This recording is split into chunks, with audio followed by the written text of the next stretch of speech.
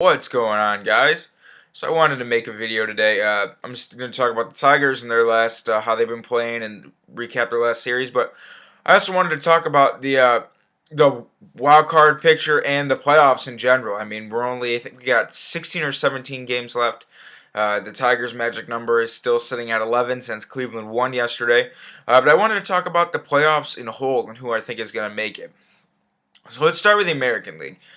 Basically, looking right now, if this playoffs ended today, the division winners would be the Red Sox, the Tigers, and the Texas Rangers, I believe. Or my bad, the Oakland A's. And then in the National League, it's pretty much over in the East and West. Atlanta's up by 11, and the Dodgers are up by 12.5, which is just amazing.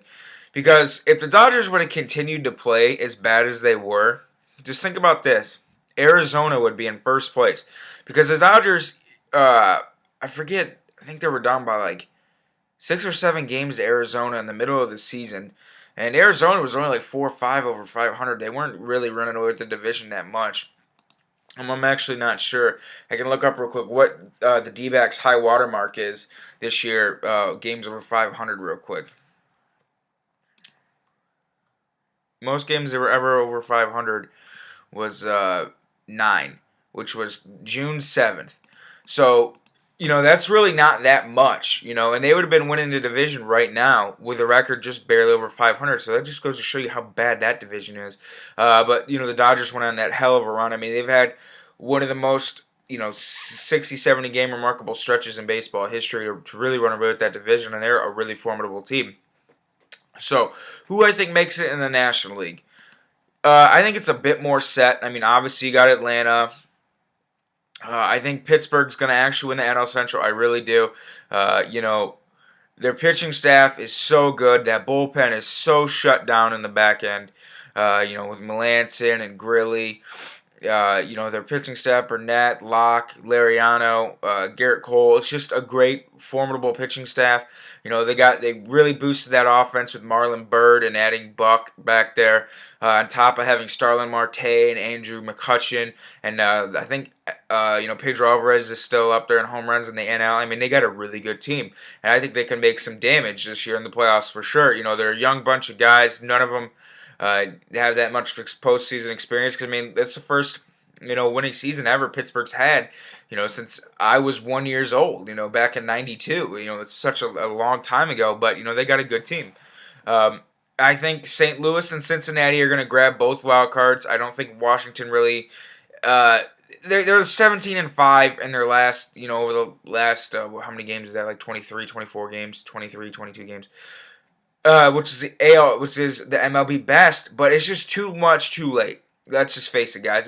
They're not gonna catch it. They're not gonna catch St. Louis. They're not gonna catch Cincinnati. They're 5.5 back in the wild card. They're not gonna make it. They're gonna finish over 500, but they're just not gonna. They're not gonna make it. They played too bad. They couldn't score this year. They couldn't support their good pitching staff. They're just not gonna make it. So I think the NL picture is gonna be Atlanta, Pittsburgh, St. Louis, Cincinnati, and the LA Dodgers is who's going to come out of the National League. Now, here's where it gets tricky. For the American League, the division winners, I'm going Boston. We currently have a 6-game lead over Cleveland, and KC is sitting 7 behind. And KC and Cleveland, are battling to stay in second pretty much. And, like I've said, Cleveland and KC are on pace to do, like I said, no better than 85 wins each. I said that in one of my videos earlier this year. I didn't expect them to win any more than 85 games. 80, that was the absolute peak mark. I don't think either one makes a wild card, to be honest with you. I think Tampa Bay and New York are a lot better teams than both of those teams. On top of Texas is going to be sitting right there fighting for a wild card. So I think the division winners are going to be Boston. The Tigers pretty much, they're going to be home for a little while. They take 2 or 3 from KC this upcoming series, and their KC's dreams of even coming close to the division is over with. Everyone here in Michigan was freaking out a little bit, like, oh, it's like 2009 all over again, blah, blah, blah. They're going to collapse, and, everyone's freaking out. It's like they're not going to collapse, because people are freaking out that the Tigers lost 2 or 3 to the Royals in Kansas City the other day. They're like, they're going to collapse, blah, blah, blah. It's like, no, they're not going to collapse. I'm sorry. In 2009, the Tigers pitching staff wasn't nearly this good. The offense wasn't even close to this good. The Tigers got this division. It's just a matter of when they clinch, to be honest with you. It's all it is. And then the West, I'm actually going Oakland to repeat. Oakland and Texas square off in a 3-game series coming up here. And I think Oakland just needs to take 2 or 3 to really lock down this division tight. Because they would have, I think, 14 or 13 to play after that, and they would have a 5-game lead. In 5 games, that many, it's a hard, you got to do what the Tigers did when they had 7, I think, with 20 to play. You really, really got to choke it away to lose that many games with that little amount to go. So I think Oakland's going to take it. So I think it's going to be Boston, Detroit, Oakland, Texas, because I do think Texas does nab one of those wild cards, and Tampa Bay. I think that's who it's going to be. I think the Yankees, who, they've been playing well. That damn team this year, everyone thought, including myself, they're going to be an atrocious team. You don't have Jeter for this year.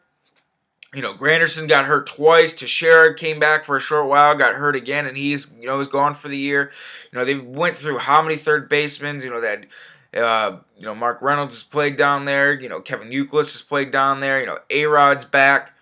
He's playing back down there. And then shortstop, you've had, everyone and their brother. I think they just got Brandon, what the hell is that? They got this guy from, I think his name was Franklin or whatever.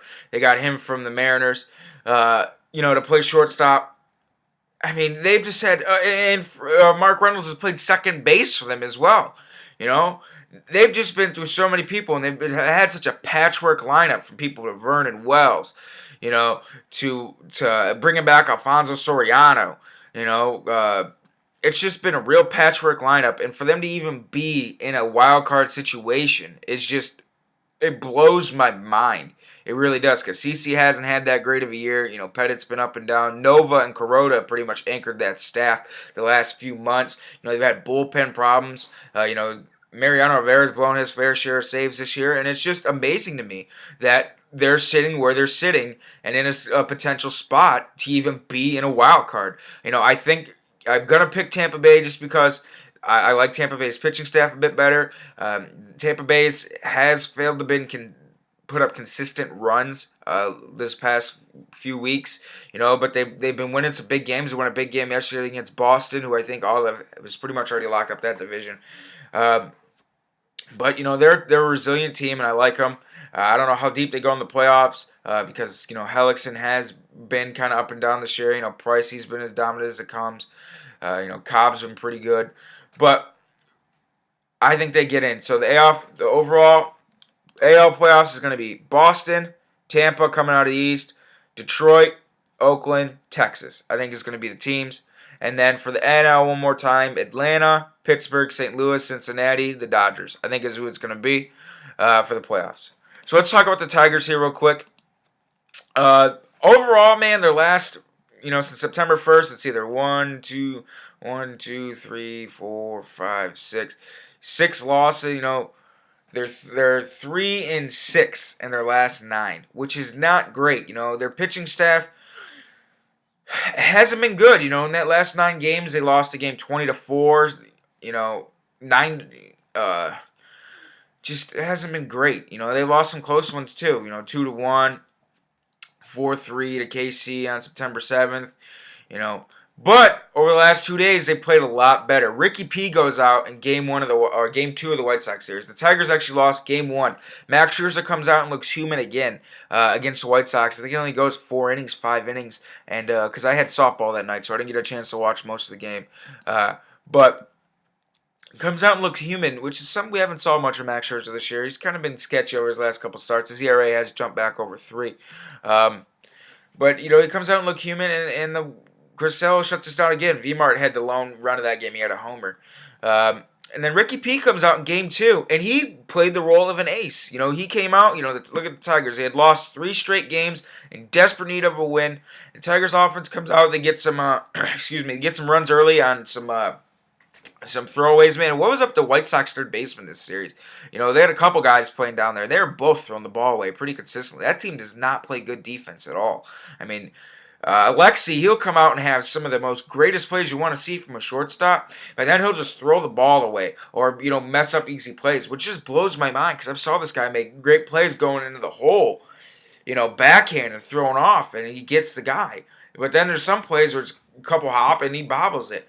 And, the White Sox do not play some sound fundamental baseball, and you can see why they're such a bad team. But Porcello comes out, throws his very first complete game, and he was the stopper. He did exactly what the Tigers needed. And Anibal Sanchez, what a year this dude is having. Anyone that complained and cried that he wasn't a good acquisition to come back, it was just a moron. His ERA is 250, the lowest in the AL. And comes out, throws 8 innings, doesn't give up a single earned run, strikes out 10. I mean, that's what I love about this pitching staff. Verlander's had a down year to his standards. Scherzer's picked him up every which way, picked up the slack. He's played the role of the ace. Scherzer's been kind of off his last 2 starts. Ricky P steps up, gives up 1 earned run, throws a complete game. Sanchez comes out the next game, 7 1/3 inning, I think 7 1/3 innings, and doesn't allow a single run, and the Tigers shut him out. It's just been one guy picking up a guy after another, and it's been such a deep rotation that they can do it, and it's been great to watch all year. That's why I like the Tigers' chances in the playoffs this year, because this pitching staff is so deep. They just don't have to rely on 20-0 ball games. They can win 1-0 games, that's great. So we open up the final homestand of the year. Can you believe that, guys? The final homestand of the year against Kansas City. All the Tigers need to do is take 2 or 3 from KC, and KC's dreams of even sniffing the Tigers for the division is dead. Verlander comes out against Bruce Chen, and Bruce Chen absolutely smoked us his last time out. Verlander, he didn't look as bad. I mean, it's hard to believe Verlander has a 12-11 record. I mean, don't put too much into win-losses, but, it's weird to see, Verlander that low. And then Fister comes out against Ervin Santana. Fister's 12-8 on the year. Santana's 8-9 for Game 2. And then Max Scherzer's trying to get that elusive 20 wins. He doesn't have that many starts left, so he's got to come out and get it done on Sunday. So let's see if we can get it done. And, like I said, 2 or 3 in KC's dreams of taking the division is over. Or even trying to take the division is over.